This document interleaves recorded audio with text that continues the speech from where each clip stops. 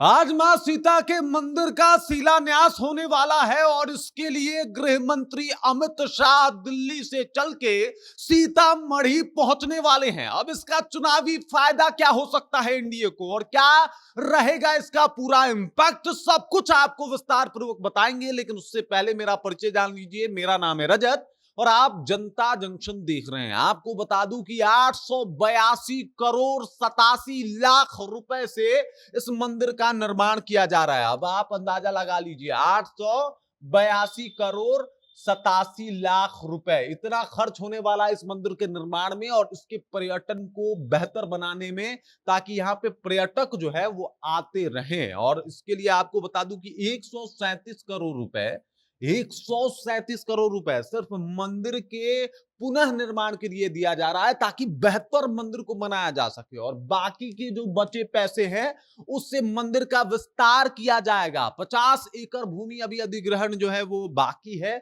और वो भी करना है। तो ये तमाम काम होने वाले हैं और इसी के लिए दिल्ली से अमित शाह को बिहार भेजा गया है कि जाइए भाई साहब, आप बिहार में जाइए, मंदिर की तो बात करनी ही है, क्योंकि बिना मंदिर के बात किए भाजपा अपना वोट सेट नहीं कर पाती है। और देख लीजिए, अगर मंदिर की बात करेंगे तो इसका इंपैक्ट क्या पड़ने वाला है ये भी आपको बताऊंगा, समझाऊंगा और इससे क्या कुछ हो सकता है। यानी विधानसभा चुनाव 2025 में कितना एनडीए इसका फायदा उठा सकती है, ये भी एक अहम सवाल है। सबसे पहले आप समझ जाइए कि ये बिहार के लिए गौरव की बात है कि मां सीता के मंदिर का निर्माण हो रहा है। इससे बिहार का पर्यटन जो है वो एकदम से सुधरने वाला है, क्योंकि काफी लोग अयोध्या जाते हैं और सीधे उनके मन में सवाल आता है कि मां सीता के जन्मस्थली भी चलना चाहिए। भाई, राम के जन्मस्थली जा रहे हैं तो सीता के जन्मस्थली भी जाएं। और सीता के जन्मस्थली जब ये आएंगे तो इससे पर्यटन जो है वो बढ़ेगा और पर्यटक जो है वो यहाँ पे आएंगे तो हमारा राजस्व भी बेहतर होगा। वहां आसपास जो दुकानें हैं उनको फायदा होगी, होटल्स को फायदा होगा, जो गाड़ियां हैं उनको फायदा होगी जो उनको लेके आएंगे। इसके अलावा जो माला फूल ये सब बेचेंगे वहां पे उनको फायदा होगा। तो फायदा तो होगा, मंदिर निर्माण में फायदा तो है, इसमें कोई दो राय नहीं है। इसी वजह से तो 882 करोड़ 87 लाख रुपए खर्च किए जा रहे हैं इस मंदिर के निर्माण पे। लेकिन अमित शाह को भेजना ये चुनावी फायदा है भाई साहब एनडीए का। अब ये चुनावी फायदा कैसे है आपको बता देते हैं। भाजपा जिस आधार पे वोट लड़ती है वो हिंदुओं को आगे रख के वोट लड़ती है कि भाई साहब हम हिंदू समर्थन वाले पार्टी हैं, हम हिंदुओं को समर्थन देते भी हैं। और इसी का परिणाम है, आपको जान के हैरानी होगी कि जो मिथिलांचल में जो जिले आते हैं उनमें टोटल 60 सीटें आती हैं, 60 विधानसभा की सीटें।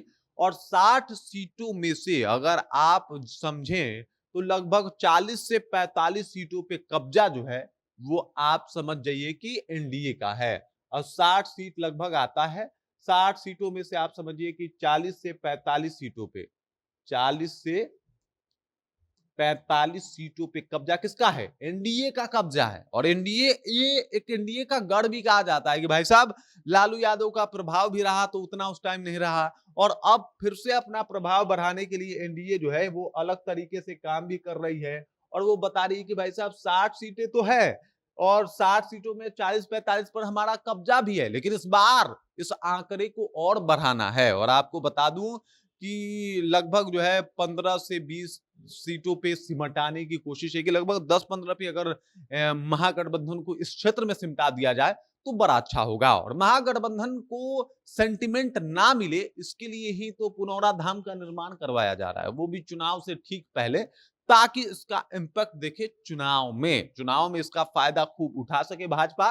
और इसी के लिए जो है कहीं ना कहीं भाजपा इसके ऊपर बड़ा खेल करती हुई दिखाई दे रही है। और भाजपा चाहती है कि भाई साहब हम लोग साथ मिले, साथ दिखें। इस बार नीतीश कुमार भी साथ रहने वाले हैं अमित शाह के, और अमित शाह नीतीश कुमार आज साथ रह के पूरा भाषण देंगे। हिंदुत्व का भी बात होगा, मंदिर का भी जिक्र होगा और इस सब का आधार होगा विधानसभा चुनाव 2025, जहां चुनाव होने वाले हैं। और वहां पे फिर से एक बार हिंदू वोटरों को जो है वो एक साथ लाने और उनका एकीकरण करने की कोशिश भाजपा के द्वारा किया जाएगा। और इसीलिए ये इस मंदिर का निर्माण भी करवाया जा रहा है। शिलान्यास इसलिए अभी करवाया जा रहा है क्योंकि इसका इंपैक्ट और इसके ऊपर चर्चा जो है अभी 2-3 महीने चलेंगे, तभी तो जो है मजा आएगा ना, तभी तो इलेक्शन में अपना प्रभाव दिखेगा। और इसी के लिए अमित शाह को भेजा भी जा रहा है। अमित शाह को ही भेजा गया क्योंकि इनको किला फतेह करने आता है कि भाई साहब किस किला में जाके, किस घर में जाके, किस जगह पे जाके, किस क्षेत्र में जाके क्या बोलना है। और अमित शाह को भेजा गया है काम दुरुस्त करने के लिए कि भाई साहब एनडीए का काम दुरुस्त करें, बेहतर बनाएं, पिच तैयार करें और उसके ऊपर जो है वो एनडीए अब बैटिंग करेगी और साथ ही साथ इस बार बहुत कम आंकड़ों पे जो है वो महागठबंधन को धकेलने की तैयारी है, सिर्फ सिर्फ पुनौरा धाम के निर्माण की वजह से इसका इम्पैक्ट बहुत ज्यादा पड़ने वाला है। क्योंकि आमतौर पे आपने देखा होगा कि मिथिलांचल के जो लोग हैं उनका कहना है कि भाई हमारे यहाँ विकास कम हुआ, उन लोगों का ये भी कहना था कि सीता मंदिर अभी तक नहीं बना और वो सब लोग इसका विरोध कहते थे कि भाई साहब राम मंदिर के लिए इतनी बातें होती है, सीता मंदिर के लिए क्यों कुछ नहीं होता।